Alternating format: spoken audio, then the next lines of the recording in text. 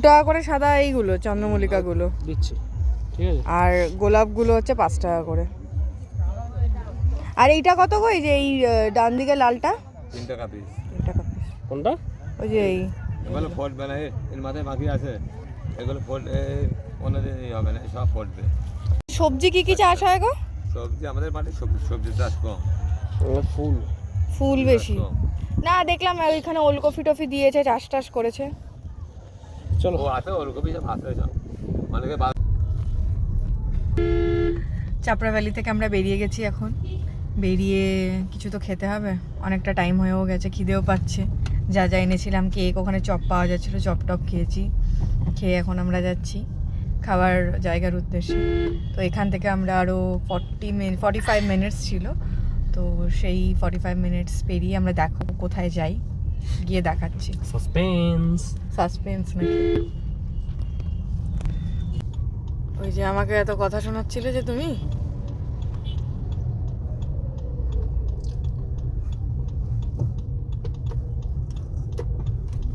রানাঘাট থেকে প্রায় 1 ঘন্টা ড্রাইভ করে চলে এলাম আমরা কৃষ্ণনগরে সেই মাদার্স হাটে।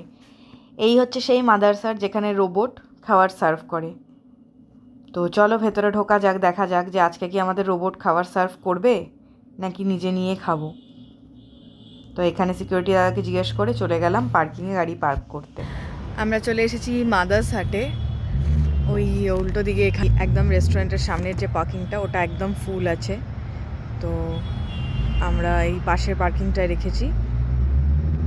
গিয়ে দেখার পালা যে কতটা লাইন আছে। কোথায় জ্যাকেট পরছো? এখন একটু একটু ঠান্ডা লাগছে, বিকেল হচ্ছে না। চলো চলো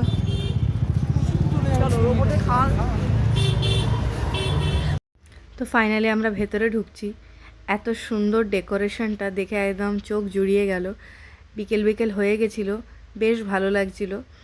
ঢুকে দেখলাম এখানে প্রচুর পার্কিংয়ে ফুল বলতে পারো, প্রচুর লোক এসছে। আর জায়গাটা এত বড়, সবই তোমাদের ঘুরে দেখাবো। কিছুটা এই ব্লগে আর কিছুটা আরও ব্লগ আছে, সেই পার্টসে দেখাবো। আমার টাইম একটু হচ্ছে না বলে আমি ব্যাক টু ব্যাক পোস্ট করতে পারছি না। বাদিকে দেখছো এই মকটেল চাট আর আইসক্রিম কাউন্টার। তো এখান থেকে তোমাদেরকে মকটেল অর্ডার করতে হবে, অন্য সময় দেয়, বাট এই যেহেতু এই 1 জানুয়ারি 31 এই কোনো ওকেশনগুলোতে ওরা বাইরে এই কাউন্টারটা করে দেয়।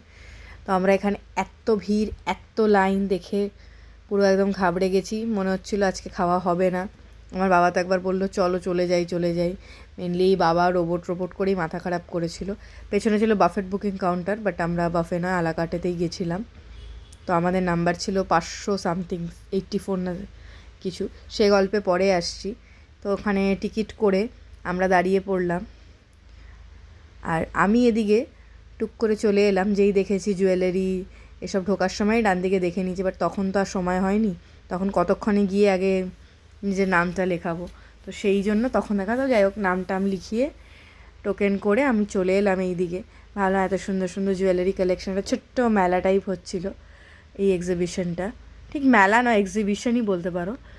তো এখানে এসে আমি কিছু ক্লিপিংস নিয়ে নিলাম, নিয়ে আবার চলে গেলাম সেই লাইনের ওখানে।